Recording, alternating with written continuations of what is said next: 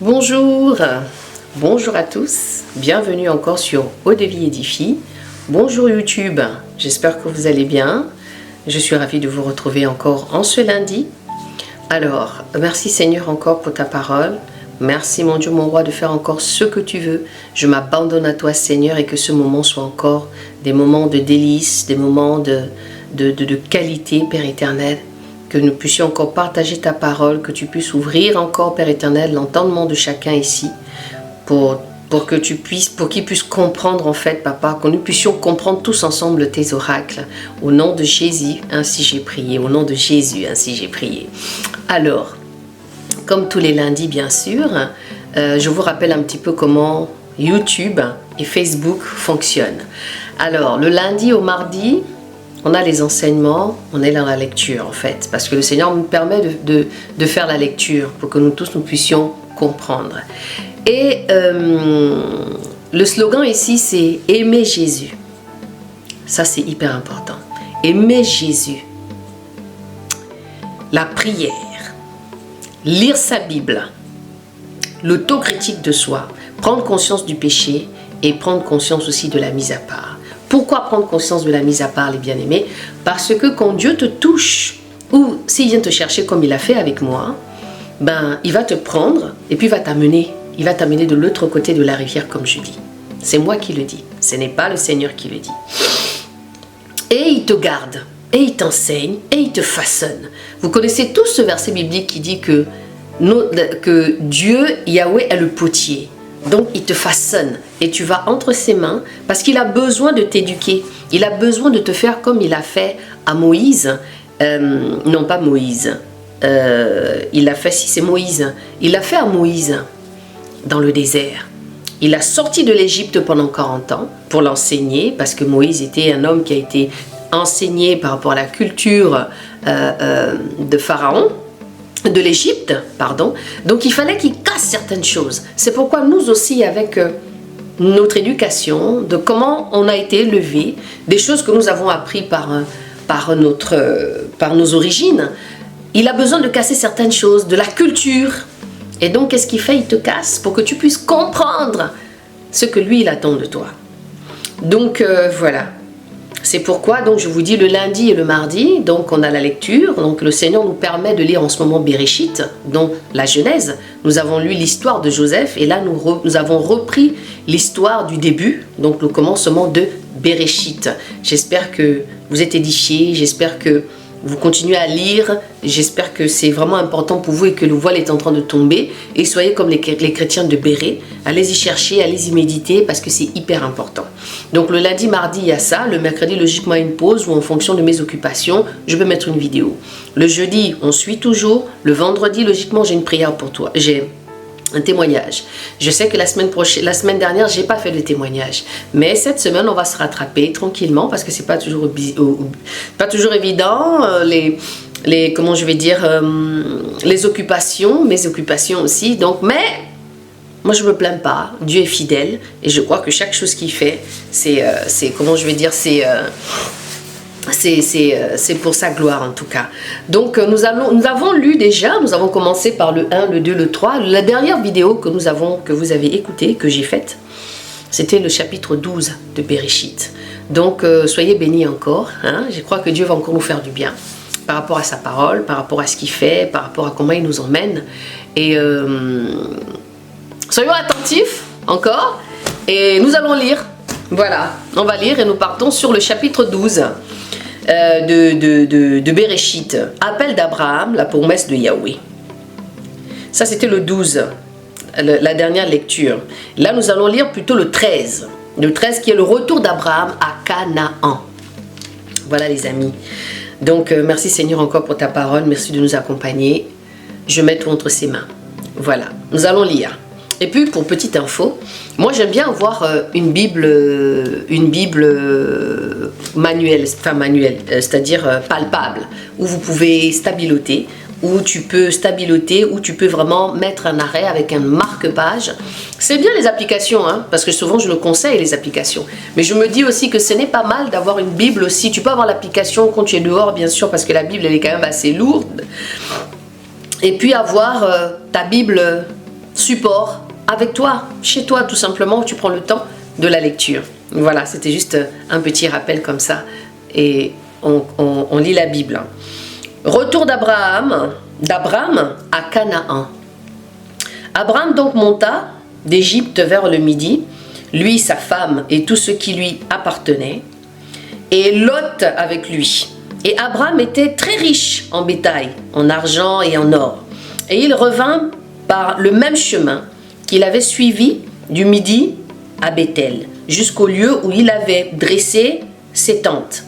Au commencement, entre Béthel et Haï, au même lieu où était l'autel qu'il y avait bâti. Au commencement, et Abraham invoqua là le nom de Yahweh. Abraham se sépare de Lot. Lot aussi, qui marchait avec Abraham, avait des brebis, des bœufs et des tentes. Et le pays ne pouvait les porter pour demeurer ensemble, car leurs biens étaient si grands et qu'ils ne pouvaient demeurer ensemble. Eh bien dis donc quand deux personnes ont trop de richesses, ils ne peuvent pas vivre ensemble. Donc je pense que c'est pour délimiter et pour éviter les problèmes, parce qu'on connaît les hommes. Pour demeurer ensemble, car leurs biens étaient si grands qu'ils ne pouvaient demeurer ensemble, de sorte qu'il y eut querelle entre les bergers, ben voilà, du bétail d'Abraham et les bergers du bétail de Lot. Or, en ce temps-là, les Cananéens et les Phérésiens habitaient dans le peuple. Et Abraham dit à Lot, « Je te prie qu'il n'y ait point de dispute entre moi et toi, ni entre mes bergers et les tiens, car nous sommes frères. Tout le pays n'est-il pas devant toi? C'est par toi, et je te prie d'avec moi. Si tu vas à gauche, j'irai à droite. Et si tu vas à droite, j'irai à gauche. » Lot s'établit à Sodome. Et Lot leva les yeux et vit que toute la plaine du Jourdain était entièrement arrosée, avant que Yahweh ait détruit Sodome et Gomorrhe. C'était jusqu'à Tsoar, comme le jardin de Yahweh, et comme le pays d'Égypte. Et Lot choisit pour lui toute la plaine du Jourdain et alla du côté de l'Orient. Ainsi, ils se séparèrent l'un de l'autre. Abraham habita dans le pays de Canaan et Lot habita dans la ville de la plaine et dressa ses tentes jusqu'à Sodome. Or, les habitants de Sodome étaient méchants et de grands pécheurs contre Yahweh. Yahweh confirme son alliance avec Abraham.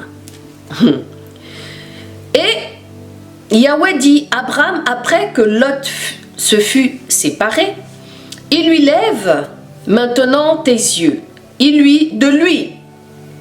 Et Yahweh dit à Abraham, après que Lot se fut séparé de lui, lève maintenant tes yeux et regarde au lieu où tu es, vers le nord, le midi, l'Orient et l'Occident. Car je ne te donnerai à toi et à ta postérité pour toujours tout le pays que tu vois. Et je rendrai ta postérité comme la poussière de la terre, en sorte que si quelqu'un peut compter la poussière de la terre, il comptera aussi ta postérité. Waouh! Quelle grande famille!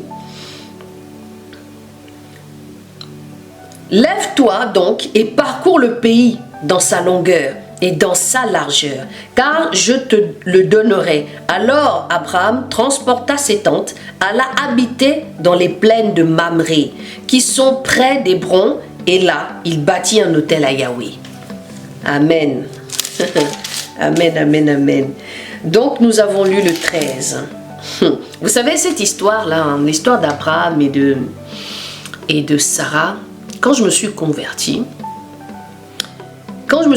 au départ, le Seigneur me parlait. Il me disait des choses que moi je ne comprenais pas. C'est pourquoi je dis toujours que le Seigneur se révèle à qui il veut, comment il veut, parce qu'il est roi. Le Seigneur autant peut se révéler à quelqu'un qui ne le connaît pas, autant quand quelqu'un le connaît, la relation, ce qu'on appelle la relation avec le Seigneur, l'intimité avec le Seigneur.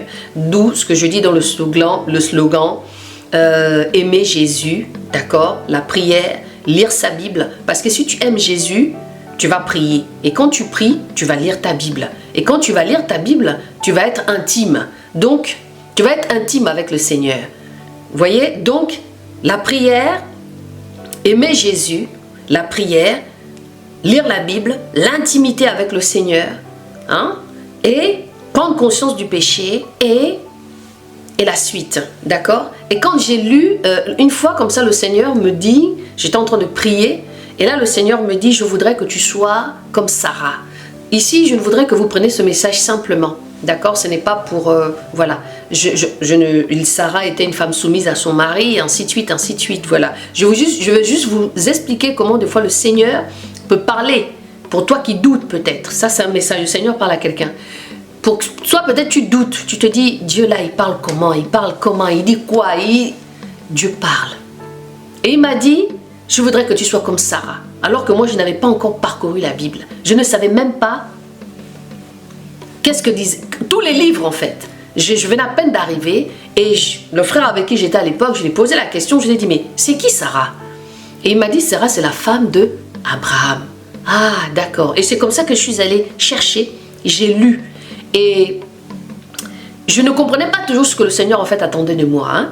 Et c'est après que j'ai compris. Par rapport à la femme, par rapport à pas mal de choses. Ici je ne vais pas rentrer. Ici, je ne suis pas là pour vous amener dans des... Parce que pour certains là qui regardent et tout, ou certaines femmes qui n'ont pas encore compris certaines choses, mais bon, bref. D'accord? Ça, c'est mon message à moi. D'accord? Prie pour que le Seigneur te confirme aussi certaines choses en tant que femme que tu es. Ok?